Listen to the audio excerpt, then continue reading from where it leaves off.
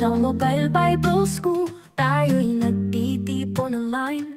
Sa tahanan man o saan ka man. Alright, now dadako na po tayo sa ating question and answer. So, sasagutin po yan ni Dr. Roderick yung inyong mga tanong. Ay, pa-picture daw muna, sabi ni Doc. If you're willing to turn on your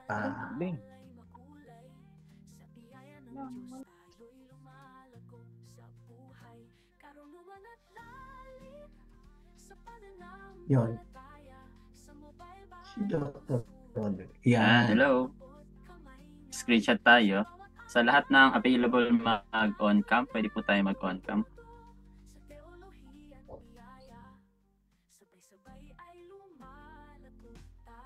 Ten seconds.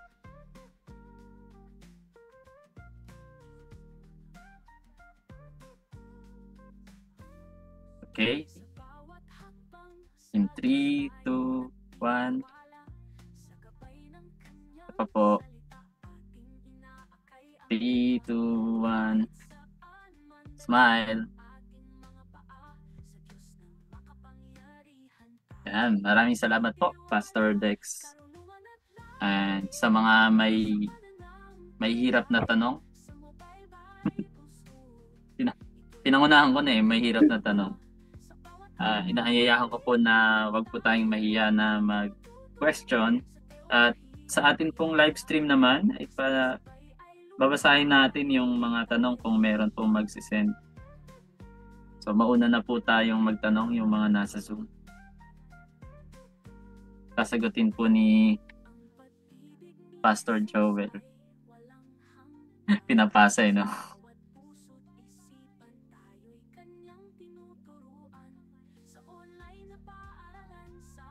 Sa mga nanonood natin sa live stream, ayan po, meron tayo, umabot tayo kanina ng mga 40 plus na mga taga-subaybay. At pwede rin po kayong mag-encode ng inyong mga tanong patungkol po sa narinig natin kanina. So kung meron tayong side questions, babasahin din natin yan as long as may time tayo. Pero unahin po natin yung mga questions na may kinalaman po sa atin pong klase. So ito, meron po tayong question sa chat box natin. Mula kay Pastor Santiago Soriano. What is the specific role of the Holy Spirit in the salvation of man or in the work of redemption? Yan. Ano daw po ang specific? Nakalagay, specific.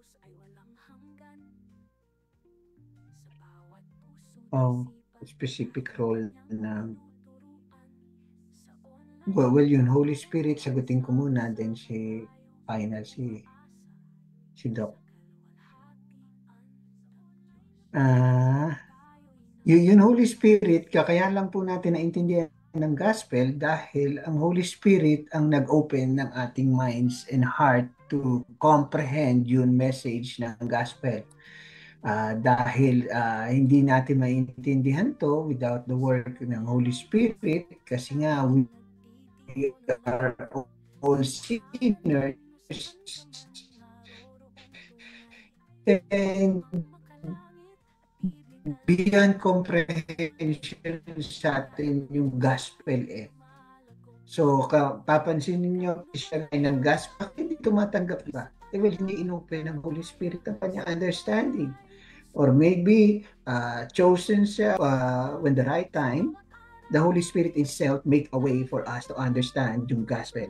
And that's the only time sasabihin natin, tinanggap ko ang Panginoon. Well, in real sense, ang nagpatanggap ng sa'yo sa Panginoon is mismo God the Holy Spirit. That's why everything is from beginning to end is from grace.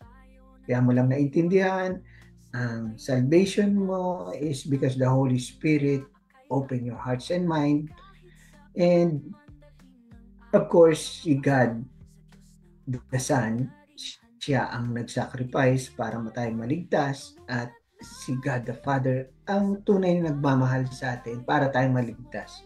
Well, we don't deserve to be saved dahil nga makasalanan tayo. Pwede naman gumawa si God ng new creation, ng bagong form ng hindi tao or anything na magwo-worship sa Kanya. Kaya lang, the very nature ni God is loving, kind, forgiving, and so binigyan tayo ng chance. And knowing that truth, we worship more si God. Right? So yun po yung different role. God the Father nag-will dahil mahal niya tayo, and God the Son, siya ang nag-volunteer na mamatay sa cross para pagbayaran ating kasalanan, and the Holy Spirit is the one who wake us up so that we could comprehend lahat ng mga ginawa ng God the Son and God the Father. Yun lang po. Si Doc. Amen. Tama po yun. Tama po yung sinabi po ni Pastor Dexter. At sino po nagtanong? Si Pastor Santiago. Gusto ko lang basahin yung John chapter 6 verse 16 pala. Verse 8. Lang nag-open ako ng Bible. So, Bible na puro sulat. Yun ang maganda. Opo, tagpi na nga yung Biblia. John chapter 16 verse 8. When He is come, so alam natin na ang John chapter 16 is about the Comforter, di ba? At wala namang ibang Comforter kundi ang Holy Spirit. At sabi niya, when He is come, He will reprove the world of sin and of righteousness and of judgment. So, ibig sabihin, ang trabaho ng Holy Spirit pagdating niya is to convict person to sin. Dahil kung walang conviction ng sin, walang repentance. And without repentance, we don't have salvation.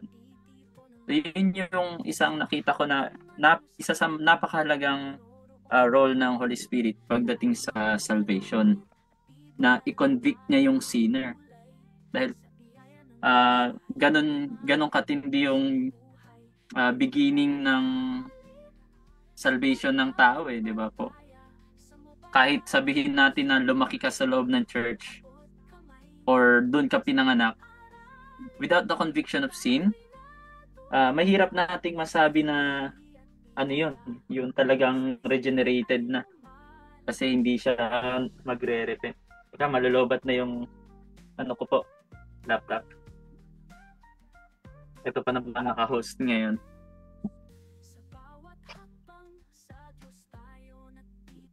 Ayan. Hindi ka na tayong mamatay na naman. Excuse me. And another one, yun, nabanggit din ni Pastor Dexter about sa pagiging born again life natin, yung regeneration. Sabi sa Titus, yung regeneration 3:5.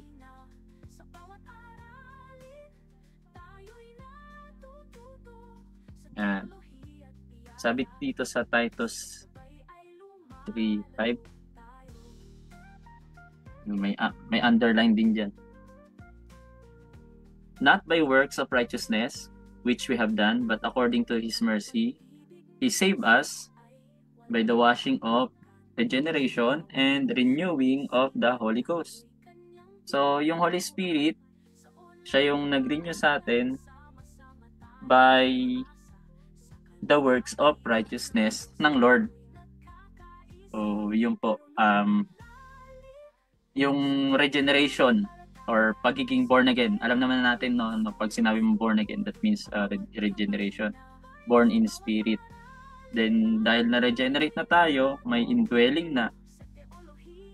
Kasi pag walang indwelling, parang Old Testament, dumating, umalis. Wala nang salvation pag umalis. Kaya, parang domino effect. Pag nandyan siya, therefore, we are sealed. So, assurance yun ng salvation. another work of the Holy Spirit.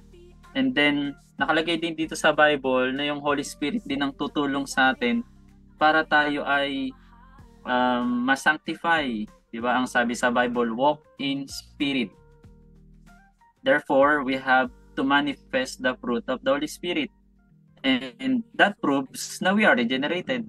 Kaya may mga taong sinasabing, hindi pa regenerated yan. Ibig sabihin, hindi pa born again yung mga taong yun na talagang hindi makalakad sa spiritual na pamumuhay bagamat lumaki sila sa church or nangangaral na. So, merong malaking role ng sanctification and yung teaching, syempre siya ang tagapagturo, and isa pa ay yung intercession. Pero parang wala nang sa salvation yung pinaka ng intercession. Pero ministry lang yun. Yun lang po. Hopefully, na-satisfy tayo sa question. Ay, sa answer ng question. Thank you, Doc. Thank you. Ayun po, baka may ima-add kayo, Pastor. Okay, naman po kasi kumbaga kinonfirm nyo lang na talagang ang regeneration or born again experience ay nauuna bago manampalataya ang tao. Mm-mm. Salamat po. Yan, thank you po. Wala nang maidadagdag, Doktor. So, how is this? Ito po, may question po si Pastor Allen. Thank you po sa napakagandang question niyo po na nakaka-challenge. Pastor Santiago. Ito po kay Pastor Allen, how is the simplest way to explain the Trinity to someone who may be a non-believer?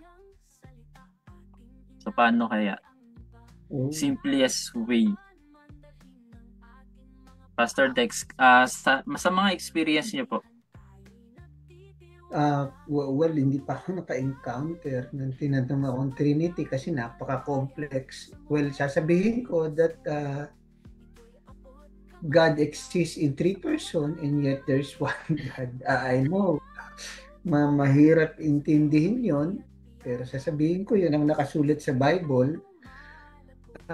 Kasi kahit anong paliwanag ko sa unbeliever, kung wala siyang power ng Holy Spirit to comprehend, mahirap talagang intindihin ang Trinity. Pero sasabihin ko, yun ang nakasulat sa Biblia. So, questionin na naman yung authority ng Bible. So, we will go sa authority ng Bible.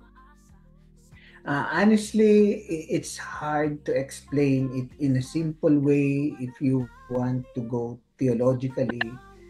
But there's something called faith na you need to believe. And pag sinabi mo sa tao yon, well, mahirap intindihin yon. Of course, sabihin ko, of course, hindi mo maintindihan unless the Holy Spirit is with you for you to comprehend what I'm saying. So, I will still say it in a simple way that God exists in 3 persons and yet there's one God. Yun lang po ang naisip ko ngayon na way para ipaliwanag siya. Yun lang po. Kakayo po, Pastor Audrey. So baka may yun sa iba naman bago ako. Sa experience nyo po na mga naririto, paano nyo na-explain in a simplest way ang Trinity? Baka meron po mga naririto po sa ating Zoom or sa mga nanonood po sa live stream. Malaya po tayong mag-comment at mag-ask ng questions. Or mag-contribute na pwede nating basahin live. Huwag po kayong mahiya.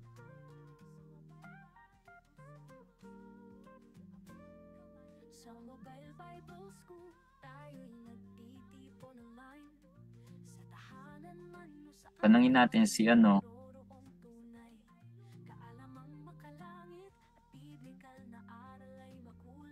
si Pastor Rodolfo Babaran. Baka gusto po mag-contribute ng answer. Ang tanong po ay, what is the simplest way to explain the Trinity to a non-believer? So pag sinabing non-believer, is it to the extent na atheist ba siya or Christian din but yung hindi po born again?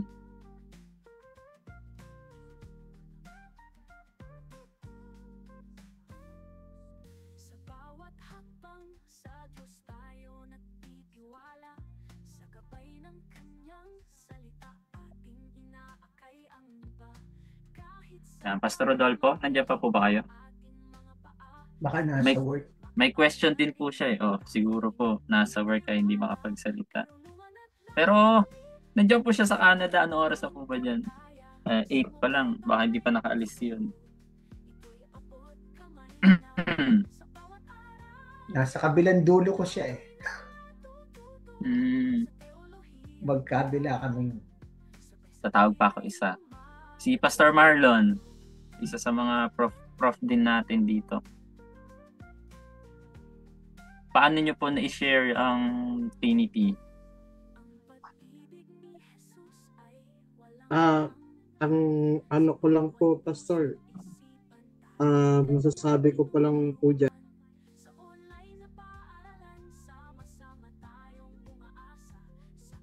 Ay, nawala yung... Na-mute po kayo. Kung unbeliever po, tama po ba, Pastor? Yes po. Tapos i-explain po sa kanya ng simple lang. Siguro masasabi ko po na ang Diyos po may tatlong persona pero may kanya-kanya pong function.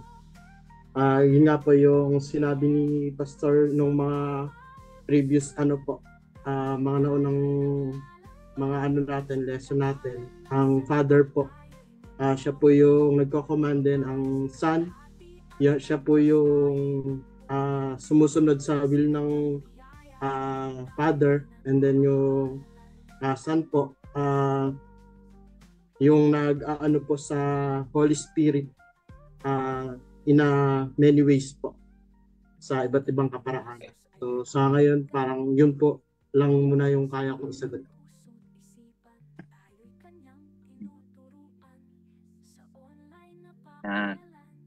So honestly, may experience.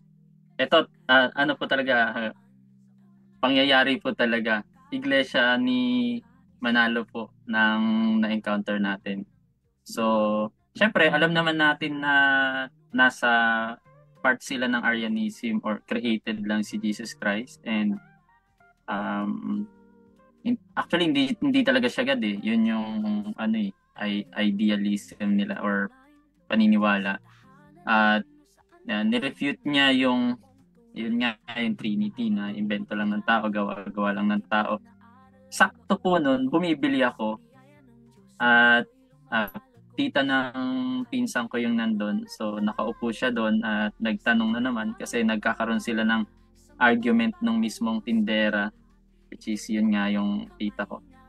Bumili ako ng itlog. Yung sinasabi kanina ni Pastor Dexter na egg analogy, actually ginamit ko yon. So, hindi naman siya perfect illustration talaga tulad nung mga question natin dati na ang hirap talagang i-equate ang Panginoon in anything kasi unique talaga ang pagiging yun nga yung Trinity, no? Pero in front of her, babae po kasi yon, talagang bumili ako, ilan po yung nakikita nyo? Isa. Tapos binasag ko siya talaga. Pahingi nga pong isang baso. Bumili ako ng plastic na baso yung ginagamit sa mga handaan. And then inilabas ko dun yung laman niya. Ilan na po nakikita nyo ngayon? Ilang itlog po yan? Isa pa din. Tapos, kung hiwalay ko po itong yellow, kaso hindi ko na mahiwalay, nalusak pa. Kasi ang hirap talagang tanggalin yung yellow doon sa parang oily, yung walang kulay. Yung egg yolk sa egg white. So, in that kind of analogy, pinakita ko sa kanya na wala ka namang tatlong itlog, pero may makikita kang tatlong sabihin na lang natin na tatlong bahagi ng egg. So, yung shell, yung ganito. So, to make the long story short, harap-harapan, yun yung illustration lang na kaya ko na ipahayag. Kasi, in context, sakto nasa tindahan, para madali niya maulawaan. So, diba, hindi lahat ng isa, hindi lahat ng tatlo ay bibilangin mo as tatlo. Kasi sabi niya sa akin, edi 1 plus 1 plus 1, edi may tatlong Diyos ka na. Yun kasi yung context niya eh. So, ang ginamit ko, yung pwede kong context na gamitin lang, pero hindi na siya makakalabas doon. Hanggang doon na lang siya. Pag may tinanong siyang iba na namang illustration or tinatawag na logical reasoning na pwede mong gamitin. Kasi walang perfect illustration niya sa Trinitarianism. At kung atheist, halimbawa atheist, paano magiging isa ang tatlo? So, hindi naman sila naniniwala sa Biblia. Ang hirap mo talagang gagamitin ng Bible. Kaya before, kung atheist yon, before niya tatanungin yung Trinity, actually, ang unang fundamental na question yun is yung God muna.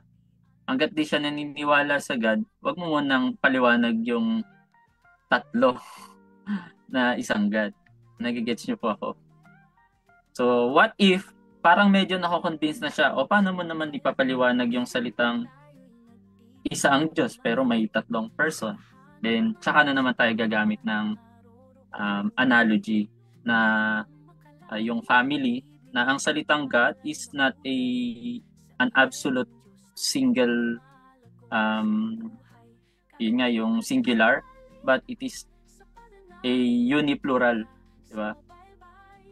Yung salitang echad na God sa Deuteronomy ay parang hindi siya pwedeng sabihin na singular siya.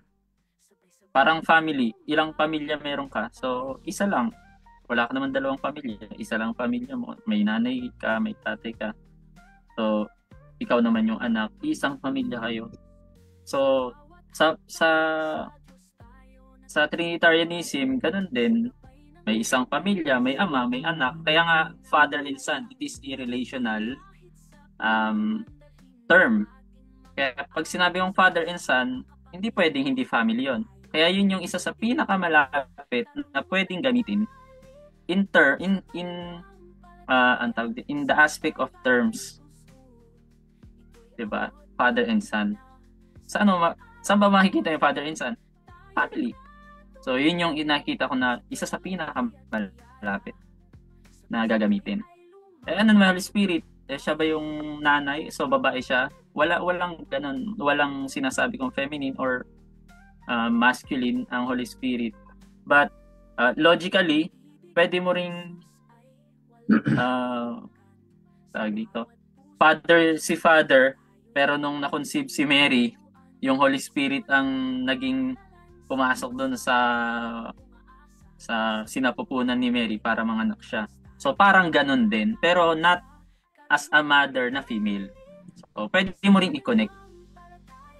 Kaya nagkaroon ng son. But hindi mo pwedeng sasabihin na babae siya or ganito, no? Walang pinaka gender identification ang Holy Spirit. Pero siya din yung pinaka-sensitive, parang babae, pero hindi mo pwedeng sasabihin babae. Super sensitive yung pag nagkasala ka sa kanya, hindi ka pwedeng mapatawad eh. Parang mga babae talaga, pag nagkasala kang hirap mapatawarin. So lang yun. Connect lang, pero hindi talaga absolute na ganun. So nawa, nakatulong. May question din po. Okay na po ba, Brother Allen? Pwede po ba marinig ang inyong boses? O baka meron din po kayong experience na nais nyong i-share? Yes po, Pastor Roderick. Sige po, mas maganda bago tayo tatalon sa iba. Salamat po sa sagot niyo po at sa sagot ni Pastor Lexer yung iba pa po. Yung iba pa po. Salamat po. Sige, diretso tayo sa iba. May tanong dito si Pastor Rudy na sabi po niya, How do the three persons interact with one another? Excuse me. Medyo makati pa rin ang aking recovering pa rin sa ubo. If the Father, Son, and the Holy Spirit are equal, why does Jesus say the Father is greater than Him? Salamat po sa sagot, sabi ni Pastor Dex. These questions were normally being asked. Saglit, Pastor, may call, sasagutin ko yan. Okay. Gusto sumagot din ni Pastor, ito daw po yung sagot niya. Ang Trinidad, ibig sabihin, iisa, papakita ng tatlong persona.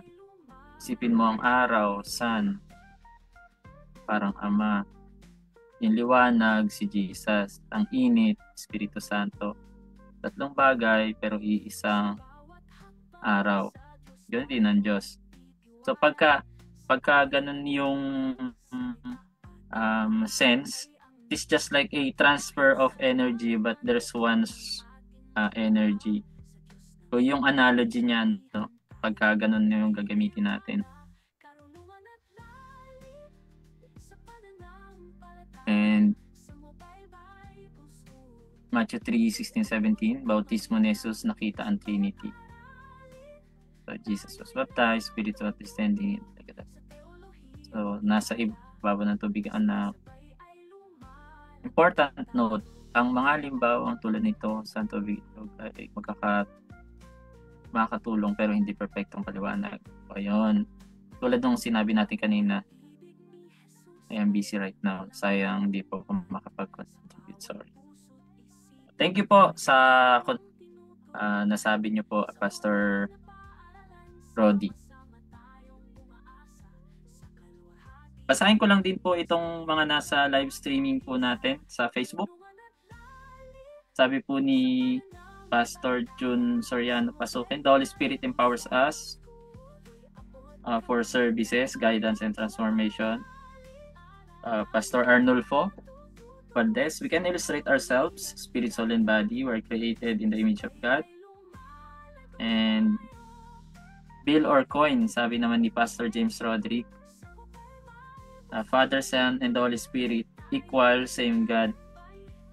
Raw material yung bill, paper material, form of the bill, shape and marking, value of the bill, unseen value to purchase. And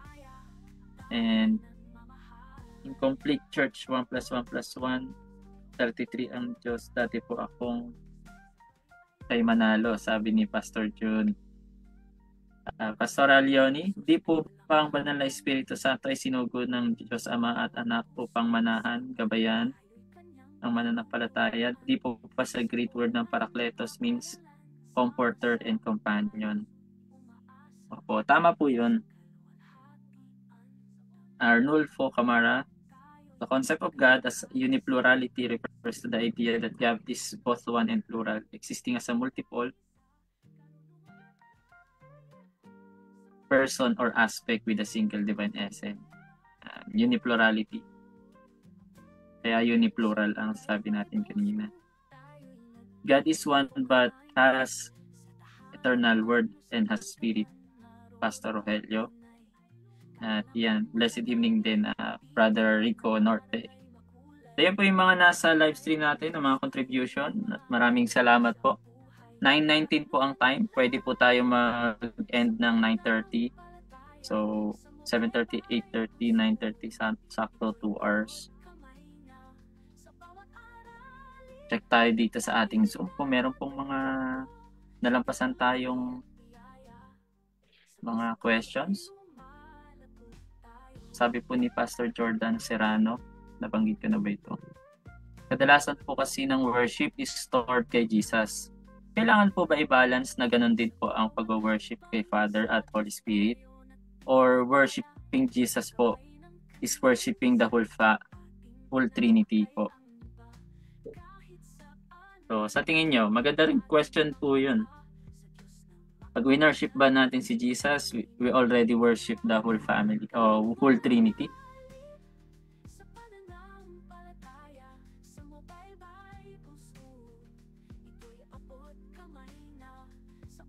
Ako po ba? O iba? O kahit sino po. Try po nating mag-answer, Pastor Dex. Sige. Iba muna. O sige po, kung may gustong sumagot na iba dito. Pastor Joel, pag winnership daw po ba natin si Jesus ay parang winnership na natin silang lahat?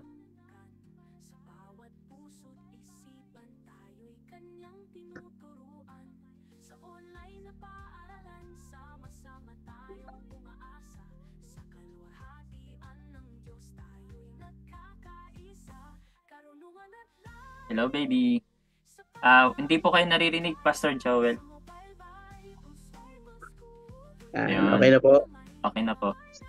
Sabi po doon sa John chapter 5 verse 23.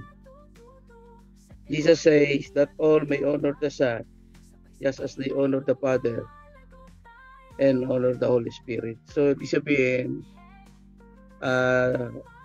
kapag nag-worship tayo kay Jesus, in-honor din natin yung God the Father and God the Son.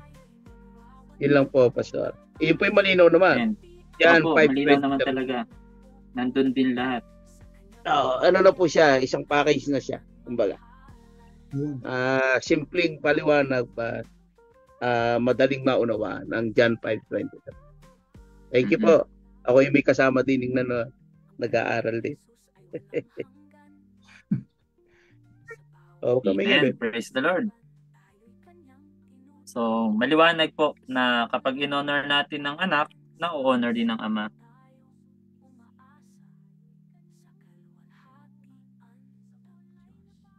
Tsaka parang wala naman akong nakitang Christian na nag-worship you, Holy Spirit.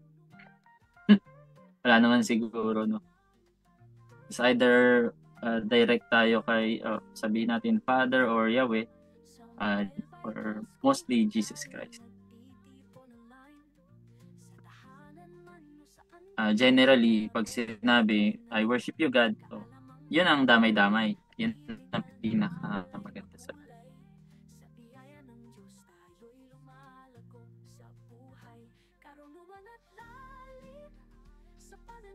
So, any question po? Meron din po dito. Paano natin may iwasan ang modalism at tritheism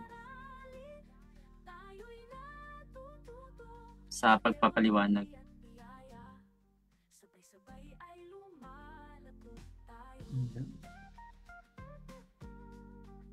Paano ulit, Pastor? Paano daw po may iwasan yung modalism at tritheism habang pinapaliwanag ang Trinity?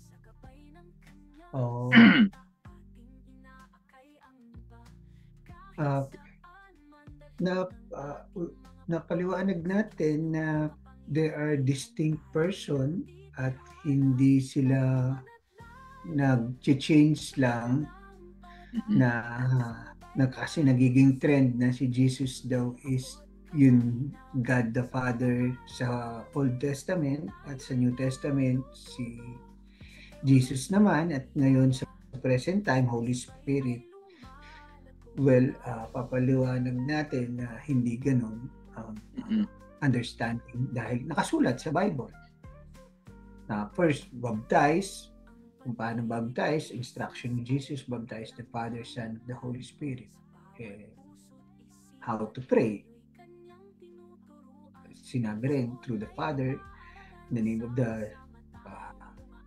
name of Jesus, through the work of the Holy Spirit. So I think yun yung modal.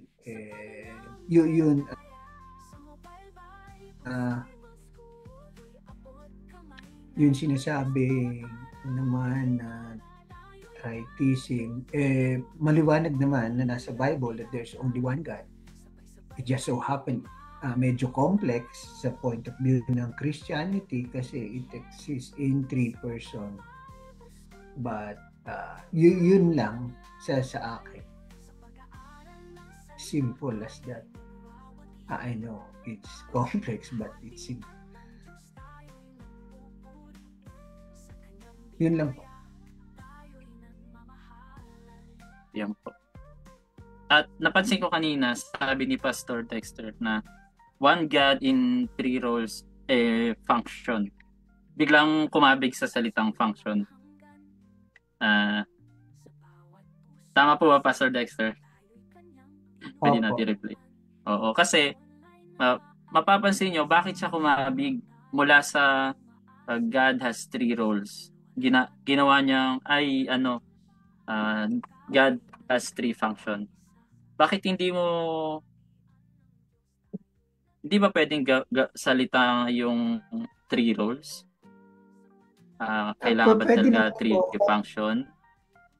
Ayan, sasagutin ko rin po na sige po, kayo po.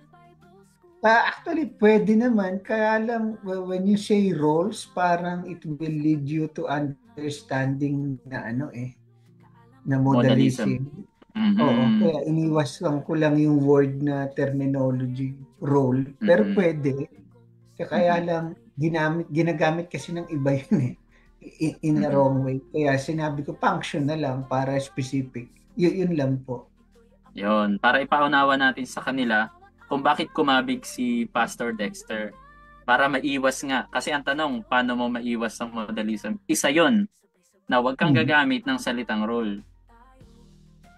Na para kasing role, parang role-playing, isa ka lang, tas merong role-playing dyan, maglagay ka lang ng maskara o magsuot ka ng mascot, lalabas ko ulit sa stage, iba ka na namang role. Pero iisa ka lang na tao. Alam niyo po yun, role-playing. So, yun ang tinatawag na role. Yun ang madalas na gamitin. Or, iisang mode na tinatawag. So, isa yun sa mga magandang pag-iwas para hindi tayo ma-modalism. Pag sa tritheism naman, madali lang din talaga yun.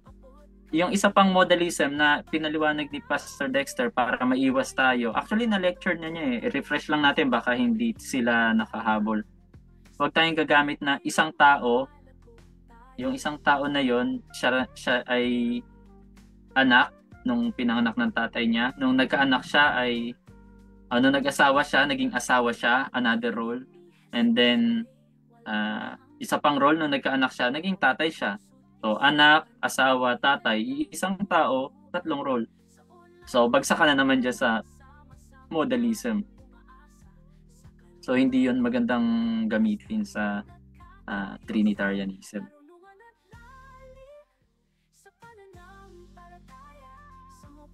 Kaya pag-iingat din talaga sa analogy.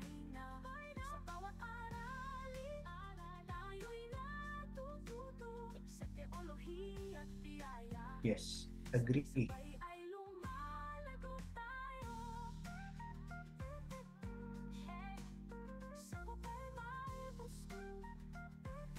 Yung salitang excuse me, yung family, hindi ka rin naman ito ibabagsak sa tritheism. Kasi pag sinabi mong family, isa lang talaga. Pero may tatlo yung person na makikita mo visible. Yun, isa talaga yun sa pinakamagandang gamitin. Yeah. Pero putulin mo lang yung sasabihin na, o di may lolo't lola din yan. Bakit? Lahat ba ng tao may lolo't lola? Sinong lolo ni Adan? O di laglag yung logic niya. Di ba? Di man lahat ng may lolo't lola. Si Adan ba may lolo't lola? Maliban kung evolutionist ka, punggoy ang lolo't lola niya. Galing. So, yun ang isa sa pwede mong pag may nagtanong na pabait. Paano yung anak sa labas? O, di tayo yun. Kaya tawag sa atin, anak eh. Pero, labas na ng hindi na yung pamilya nila na sa loob. Adopted sons. Sabi nga sa atin, di ba? In-adopt tayo ng pamilya nila. So, yun lang. Maraming salamat po. And it's already 9:29 and we already prayed. Tsaka nakapag-screenshot na rin po tayo. Sisend ko na lang din po sa ating group chat. Maraming salamat po muli, Pastor Dexter. At maraming salamat sa 32 na nagstay. O, di ba? Ang dami. Kaya nawa tuloy-tuloy at lalong dumami ang ating bilang. Kahilingan ko lang ay palagi tayo mag-share. Yes. I-share natin. Hindi naman nakakahiya siguro yung mga pinagagawa natin dito para hindi i-share, di ba? And tsura pala ng teacher natin, artista na, it's worth sharing for. How much more yung mga mensahe. At it's about God. Alang may kahiya natin si Lord. Kaya itong study of the Trinity, bagamat late na kayong pumasok or makasubaybay, 2-click lang po yan. I-click nyo yung arrow sa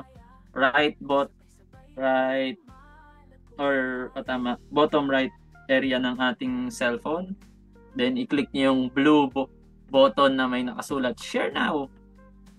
Share lang po natin. Lalong-lalo na yung mga kapwa estudyante natin dyan ng salita ng Diyos. So thank you po muli. Marami pong salamat. Bukas po kita-kita tayo. Announcement. Meron po tayong klase sa Pastoral Theology. At ang ating pong tagapagturo ay ang tatay pastor natin. Kitang-kita nyo namang tatay na tatay. Yung apo niya, bit niya. Habang nag-aaral. Si Pastor Joel Manalo, ang teacher po natin sa Pastoral Theology. And we also have books here. So bago kayo magsilayas, yan yung Genesis natin na book. Pauwi natin si Pastor Dexter para kung sinong uwi sa inyo mula sa Canada, Pastor Dex, ipa-ship nyo na sa kanila. Ay, sige po. Yung Pastoral Theology. And kasama pirma nyo yan, ha? Oo nga po. Hindi ko napirmahan yung iba eh. Akin din po, Pastor. Pero may mga nagpapirma sa akin eh. Dapat may dedication niya. Excuse me. Ito Christmas Sermon Outline. Paano ba tanggalin tong background ko kasi? Adjust background and effects. Tanggalin muna natin. Yan. So, ito Christmas Sermon Outline. Actually, hindi lang naman pang Christmas yan talaga eh. Halimbawa, Jesus, the light of the world. So, pwede namang hindi yan pang Christmas. And last but not the least, yung ating Theology of Music, Praise and Worship. At pasensya po kung mapapansin nyo yung mga QR code na nandyan, ay naniningil siya. Yung app na ginamit ko, after 1 month pala, sisingilin ka niya. So, ang bibili ng books natin na Music, Praise and Worship, napalitan ko na yung link ng soft copy. Bibigyan ko na lang kayo ng free soft copy kapag hard copy ang binili nyo. Pag soft copy lang, 250. Kapag bumili kayo ng hard copy, 280 plus may free na soft copy na pwede nyo i-download and print. Updated po yung link nun. Kapag in-scan nyo, i-redirect po kayo sa mga lessons natin. So, ayan. Thank you po. Yun lamang po ang ating announcement as of now. At yung ibang pang mga announcement ay sa na lang din po sa ating pong GC or sa ating Facebook page.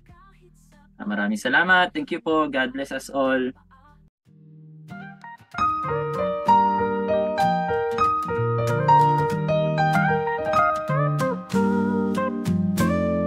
Sa Mobile Bible School, tayo'y nagtitipon online. Sa tahanan man o saan ka man, naroroon tunay kaalamang makalangit.